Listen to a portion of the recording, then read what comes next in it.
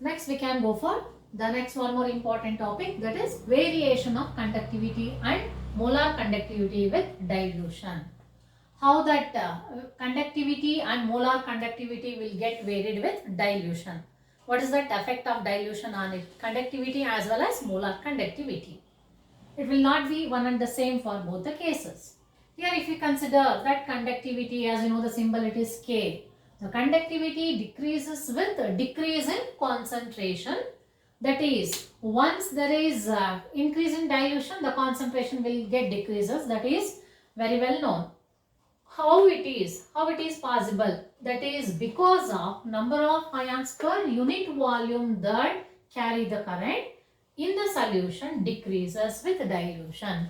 Once there is increase in dilution, that number of ions which carry that current per unit volume, it will also get decreases. Hence we can say that if there is decrease in that number of ions, automatically there will be decrease in the conductance. Therefore, the conductivity will get decreases or increases if we consider, that is conductivity will get decreases with a decrease in the concentration or with the increase in the dilution, vice versa we can say. And if we go for molar conductivity, it is different from conductivity. So molar conductivity lambda m. So molar conductivity is given by that expression, we can say lambda m is equal to K into V. Here molar conductivity, it will not get decreased with dilution, but it increases with decrease in concentration or with increase in dilution. Both are one and the same. Here we can say that what is the reason for this? This is because the total volume V of the solution, we are considering the total volume, not per unit volume. We are considering total volume. Therefore, the total volume V of the solution containing 1 mole of electrolyte also increases. Therefore, it has been found that decreasing K on dilution of a solution is more than compensated by increase in its volume. What is the meaning of the sentence? Here in this equation, lambda m is equal to K into V. Even though we can consider with increase in dilution, there will be decrease in the K value. K value of course get decreases. But what about this V value? Here that V value will be much increase when compared to decrease in the K value. There will be much increase in the V value. That is, total volume will get to the higher extent when compared to decrease in the K value. Got it? Therefore, that is the meaning of the sentence. That is, K on dilution of a solution is more than compensated by increase in its volume. There will be much increase in the V value when compared to decrease in the K value. As a result, the product of these two will be getting increasing on dilution. Therefore, you have to remember these two sentences. So, one is how that dilution is affecting that conductivity. Conductivity decreases with dilution, but molar conductivity increases with dilution. That is most important. Now we can go for limiting molar conductivity. So limiting molar conductivity, D by Huckel, Ansager, he has given one expression for relationship between molar conductivity and limiting molar conductivity. Either you can represent it as infinity or 0. That is as concentration 0 or at infinite dilution.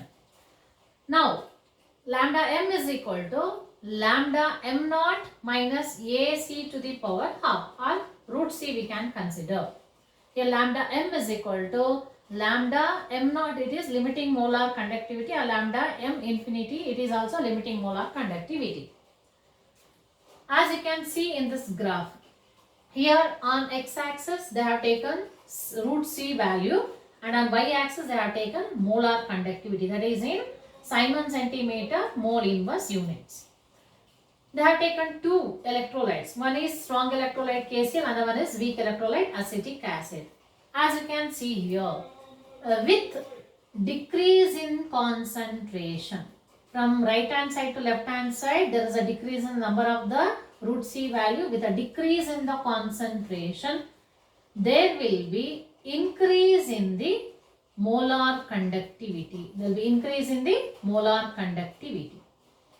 As you know here we are getting that finally that curve, straight line, it is reaching the y-axis, that is called as intercept.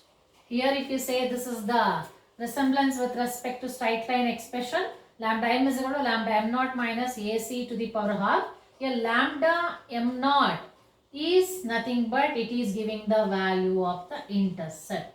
Wherever that point this curve is reaching to the y-axis, that exactly gives the lambda m naught value or lambda m infinity value.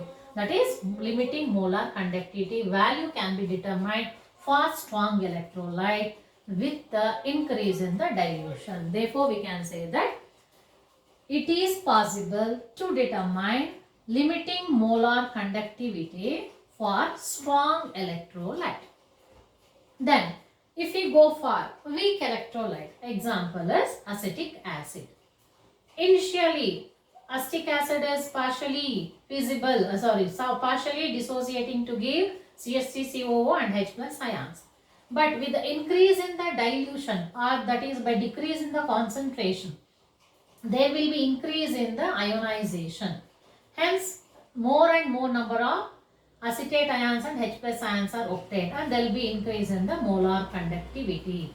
But once it reaches infinite dilution, zero concentration, then on extrapolating this curve, it is not possible to reach this curve to coincide or intercept with this y-axis. It will be moving parallel to the y-axis. Therefore, you are not able to get that intercept value, that is lambda m naught value with respect to weak acid, that is acetic acid.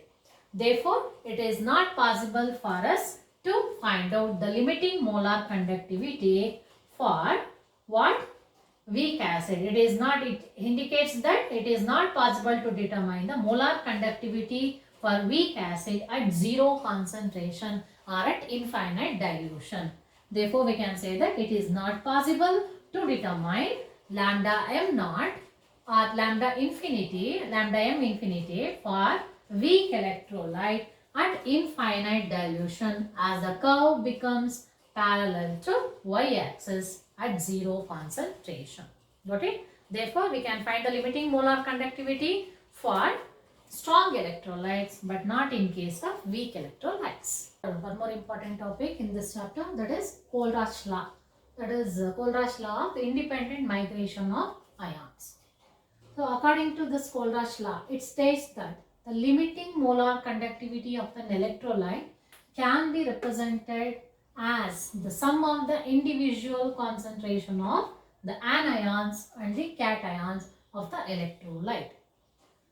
If you say that according to this Kohlrausch law, the limiting molar conductivity will be equal to the sum of the individual concentrations of the, that is anions and cations. Here we can guess lambda m naught is equal to V plus into lambda plus naught plus V minus into lambda minus naught.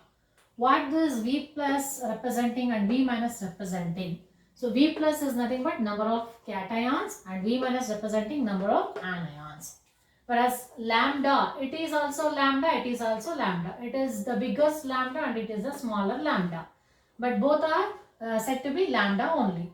But here what is that distinguishing this lambda and this symbol lambda?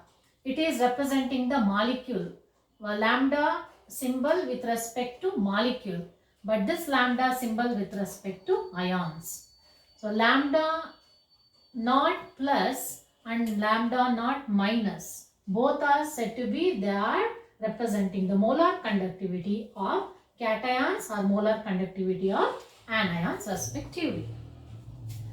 If you consider one simple example, if you want to find the limiting molar conductivity of sodium chloride, that will be equal to lambda naught of Na plus ions, molar conductivity of Na plus ions plus molar conductivity of Cl minus ion.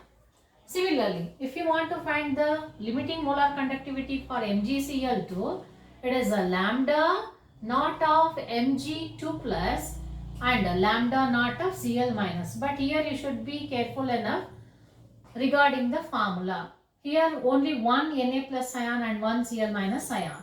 But here you will get Mg plus 2 and 2 Cl minus ions. 2 anions you are going to get. Therefore, obviously you should multiply this lambda naught Cl minus by 2 because number of anions here it will be 2 according to this formula.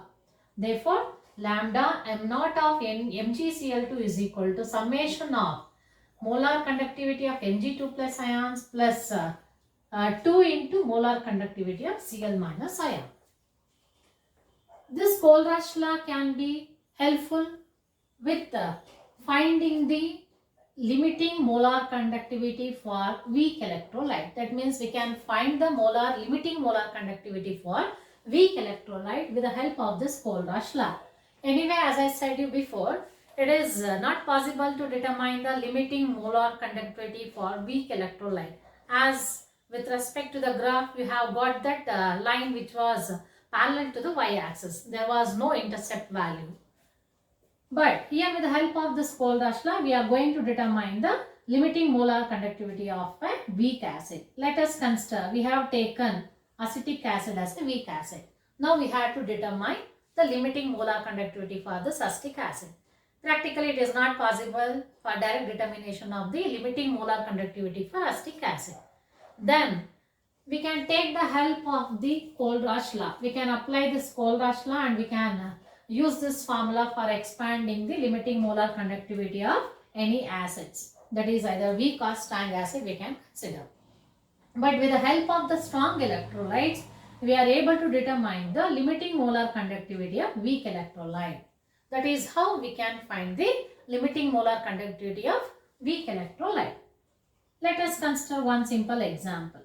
It is lambda m naught of acetic acid. In the given problem, you need to find out the limiting molar conductivity of acetic acid.